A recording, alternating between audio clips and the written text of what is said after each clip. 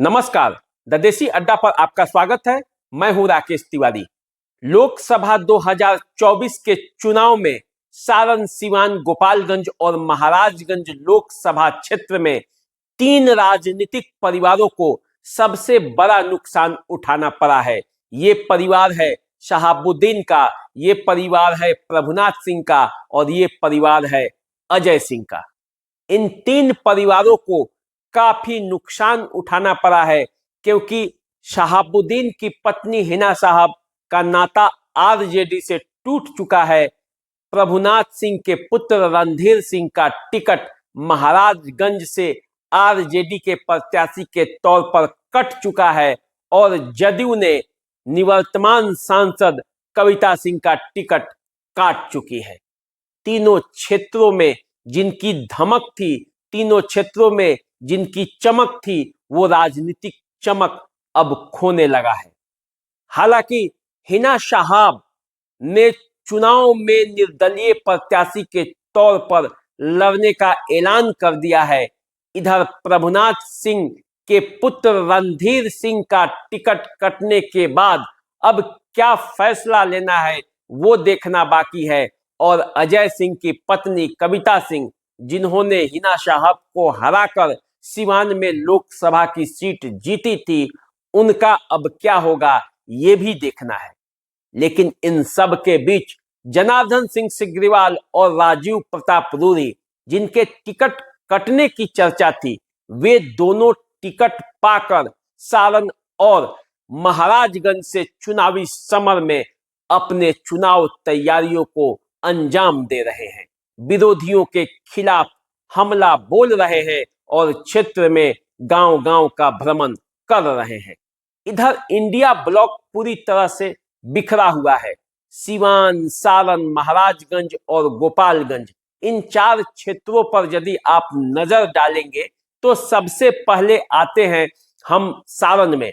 सारण में राजीव प्रताप रूडी को टिकट मिल चुका है। वे क्षेत्र में घूम रहे हैं, लगातार जनसंपर्क में हैं। लालू प्रसाद यादव की पुत्री रोहिणी आचार्य का सारण से चुनाव लड़ने का ऐलान हो चुका है, लेकिन क्षेत्र में कोई अभी तक धमक नहीं है। रोहिणी आचार्य अभी छपरा पहुंची नहीं है, न लालू परिवार से कोई अभी छपरा गया है। सिर्फ आरजेडी के कार्यकर्ता और वहां के स्थानीय विधायक आरजेडी चुनाव प्रचार का कमान संभाले हुए हैं और वे रोहिणी आचार्य के नाम पर अभी से प्रचार शुरू कर चुके हैं। ऐसा माहौल बनने लगा है। लेकिन राजीव प्रताप रूडी खुद मैदान में उतर चुके हैं। अपने विकास कार्यों को और मोदी के कार्यों को लेकर वे जनता के बीच जा रहे हैं, परिवारवाद पर हमला बोल रहे हैं। लालू और रोहिणी आचार्य को ये बता रहे हैं कि सारण में उनकी धमक अभी तक मौजूद है। अब चलिए बात करते हैं महाराजगंज की। महाराजगंज में भाजपा के प्रत्याशी जनार्दन सिंह सिग्रीवाल चुनावी मैदान में है।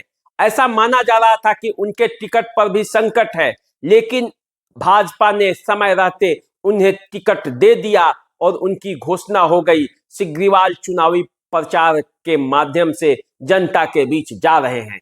लेकिन यहां सबसे मामला आरजेडी और कांग्रेस में फंसा रहा।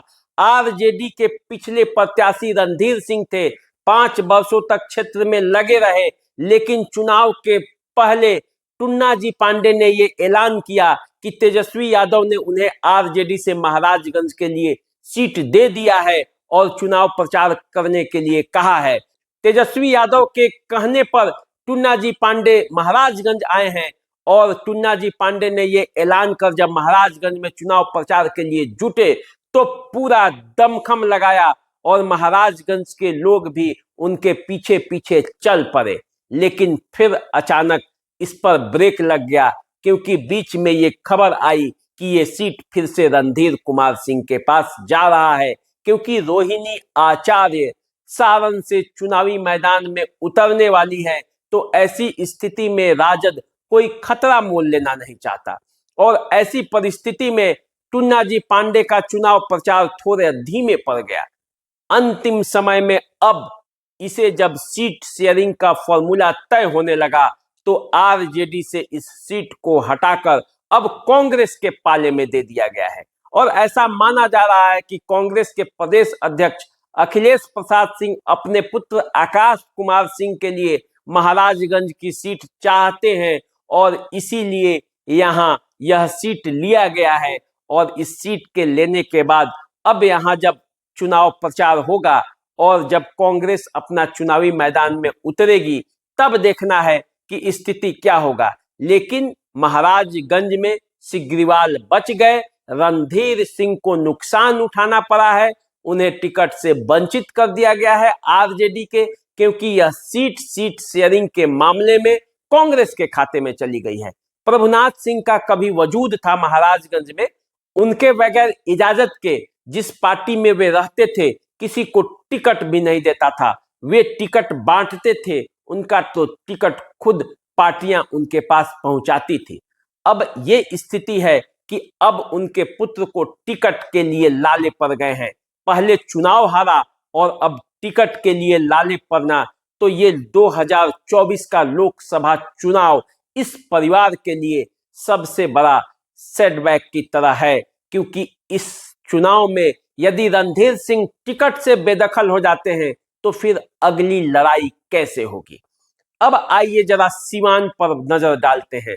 सीवान के दोनों खेमों में भीतरघात हो सकता है, क्योंकि यहां केवल परिवारों को नुकसान ही नुकसान पहुंचा है।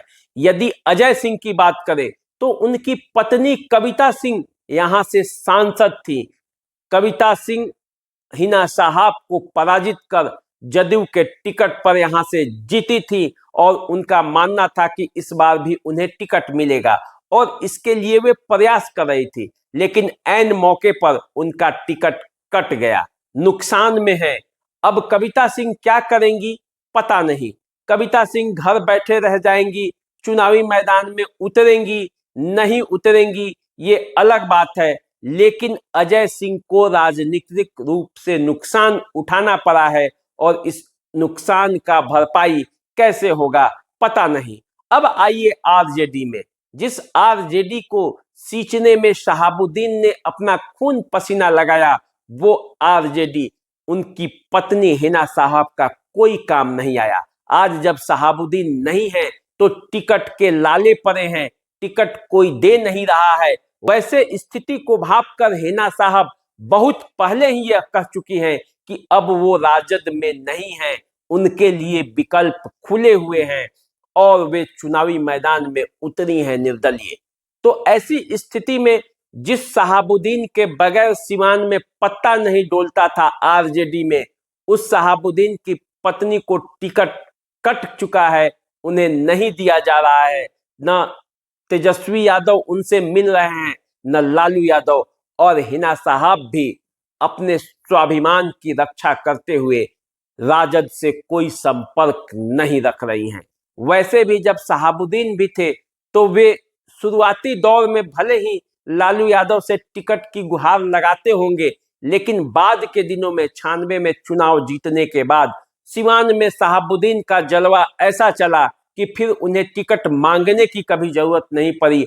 आरजेडी टिकट उनके पास पहुंचा देती थी। अपना तो छोड़िए, कई लोगों को टिकट भी दिलवाते थे शहाबुद्दीन और उनके रिकमेंडेशन पर टिकट भी मिलता था। उस शहाबुद्दीन के परिवार को अब आरजेडी का टिकट नहीं है, लेकिन वो निर्दलीय चुनावी मैदान में है। गोपालगंज में ये शोर नहीं सुनाई देता, क्योंकि गोपालगंज में इस बार भी आरजेडी के प्रत्याशी के तौर पर सुरेंद्र राम उर्फ महान को देखा जा रहा है कि वे चुनावी में प्रत्याशी हो सकते हैं।